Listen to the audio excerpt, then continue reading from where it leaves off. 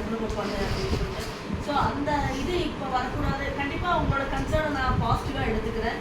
ஏன்னா ஒவ்வொரு இடத்துலையுமே வந்து ஒரு சில நெகட்டிவிட்டி இருந்தாலும் அது பாசிட்டிவாக கொண்டு வரணுங்கிறது தான் என்னோட ஃபீட்பேக்காக நான் கேட்குறது. அது ஒன்று மேடம். இப்போ வந்து பார்த்தீங்கன்னா அவங்க டைம் குறைஞ்சிருச்சுங்க.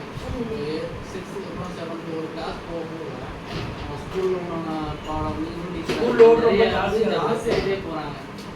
என்ன ஆகுது அப்படின்னா அவங்க வந்து இதை படிக்கும்போது நான் ஏன் இதையும் படிக்கணும், எவ்வளோ தான் நான் படிப்பேன், அதனால வந்து அதை வந்து ஒரு அதிகமான ஒர்க்லோடாக எடுத்துட்டு சரி வேணாம் அப்படிங்கிற அளவுக்கு அவங்க புரியுது. ஸோ அது வந்து நான் இனிமேல் வந்துட்டு இப்போ என்ன பண்ணுறேன்னா இப்போ ரிசல்ட் வரதுக்கே ஒரு 2 months ஆகிடுது. ஸோ எப்படி இருந்தாலும் ஒரு 2 months ஆகிடுது.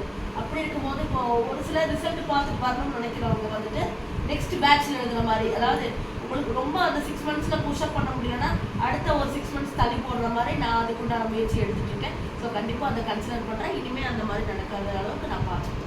அடுத்து நான் 9th போகும்போது அவங்க சுத்தமாக அடுத்தது வந்து படிக்கவே முடியாது. உங்களுக்கே தெரியும் எவ்வளோ சிஸ்டமே வந்து 9th இல்லை 10th 11th வந்து 4 வருஷம் படிப்புன்னு போட்டு ப்ரெஷர் அதனால அட்லீஸ்ட் 7th 8th இதை கன்டினியூ பண்ணணும். ஏன்னா எனக்கு இதில் படிக்கணும் அப்படின்னு ஆசை.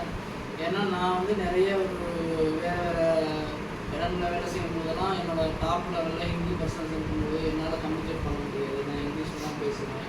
அதனால கூட எனக்கு ஒரு சில டைம் அப்போ ஒரு சின்ன வேண்டுகோள் நான் இந்த இடத்துல நானும் சொல்லிக்கிறேன். இப்போ வந்து ஸ்போக்கன் இப்போ வந்து அவங்களுக்கு வந்து இப்போ டேக்ஸ் ஸ்கூலில் பேர்டனாக நீங்கள் ஃபீல் அதாவது பண்ணுறீங்க.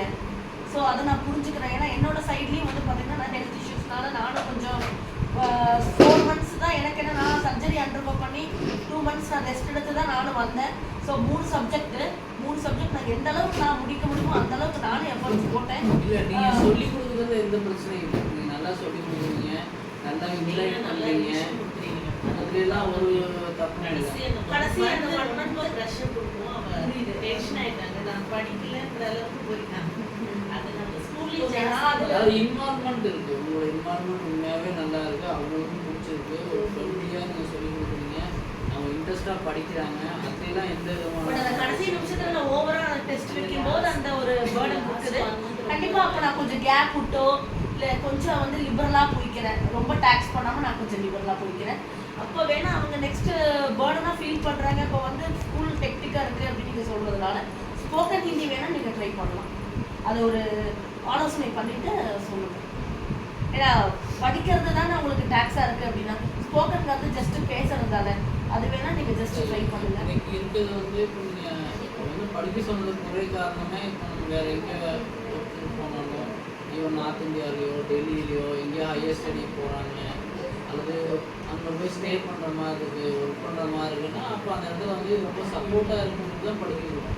ஸோ என்னோட அக்கா வந்து பார்த்தீங்கன்னா அவங்க வந்து கிட்டத்தட்ட more than 30 years பிஃபோரே வந்து அவங்க இம்ப்ளிமெண்ட் அவங்க நிறைய ப்ராஜெக்ட் சிவில் இன்ஜினியர்னால நார்த் இந்தியாவில் நிறைய பண்ணாங்க.